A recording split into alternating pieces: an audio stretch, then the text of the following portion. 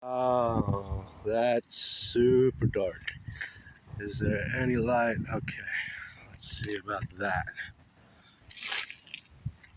Still, yeah, I don't want that either. Anyways, we're gonna do it. We'll do an audio test, see how this goes. Uh, Welcome everybody to my channel.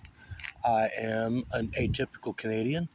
Call myself ATIP, and I'm doing this for well, I believe it's for good reasons, and I'll let you guys be the judge of that. Everybody out there in the internet. I'm here today. It is, let me check,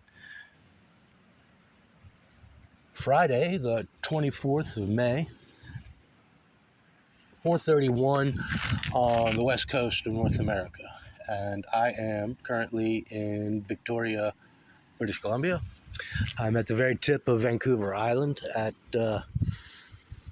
Dallas Road Park, I think it's called. I can hear the water from the Straits of Juan de Fuca rolling in the background, and I know just on the other side of those obscenely tall bushes, there is the very tip of Washington State in the United States of America. A place, a subject that it makes my heart swell for a lot of reasons, and especially now, considering everything that's going on over there politically and everything that's going on in the world geopolitically. So I won't get into that now, but I will get into it later. And yeah, I'll just tell you guys about me and why I call myself an atypical Canadian. That's easy enough to explain if you recognize my accent. I grew up in the south of the United States. Spent a good deal of time in Florida and Alabama and also Georgia, and traveling around the south. And in many ways, I feel connected to the south. It's certainly home for me, wherever I might be in the south. In the good places and the bad places. It's a complicated subject, complicated love affair. And needless to say, I could be back there, but I'm not. I'm here. That's by choice. And I am acting as a sort of immigrant into my country of birth, right? I was born in Canada in 1975 in Quebec.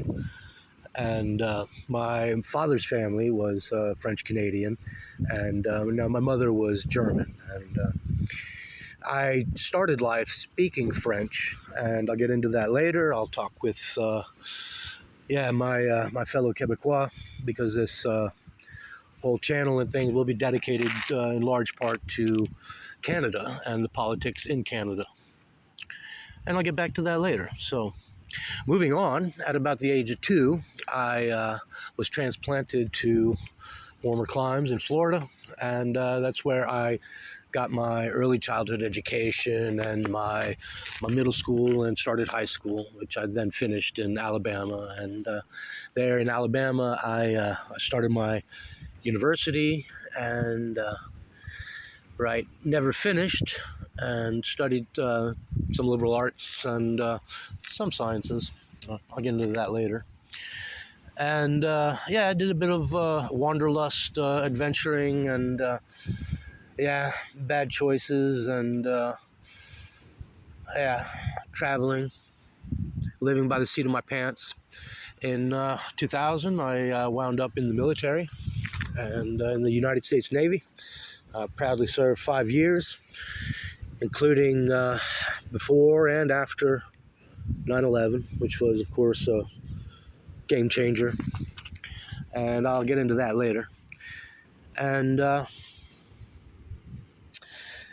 after that, there was some tough years. I relocated back to Georgia, and I wound up in Europe for a long stretch after that, almost 10 years. I was estranged from my family. And then after this period in Europe, I came back to Canada to settle here. And I'll explain more about that later. But not long after I arrived in Canada, my mother fell ill, and I relocated once again to Georgia.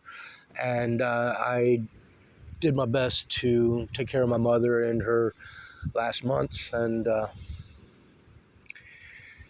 suppose I feel lucky that I got to be there for her as she passed.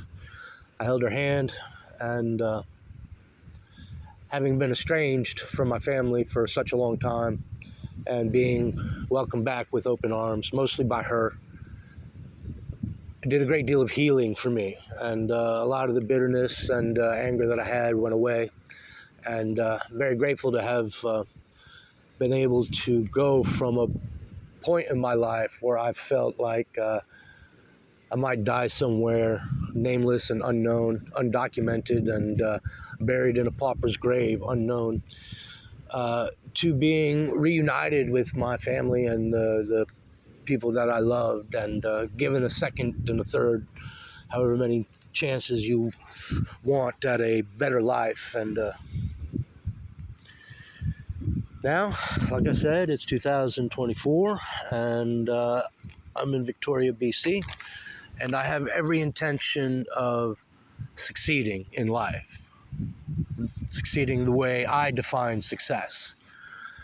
And I'd really like to bring anybody and everybody along with me who wants to go on that adventure. And I'm promising you now some epic adventures. I've got some big things in mind. I have, I've got a big appetite to travel, and I've got a big appetite to meet people and to help people. And whoever's interested out there, I'm happy to bring you along. So there's going to be a lot of different types of videos on the channel. I've got to earn some money, so I'm going to do some videos that will earn money, and I've got a message to give out, and I'm hoping to keep those two things quite well separated, and I'll explain that as I go, one by one. I'll just point out the obvious. Once again, I'm new at this.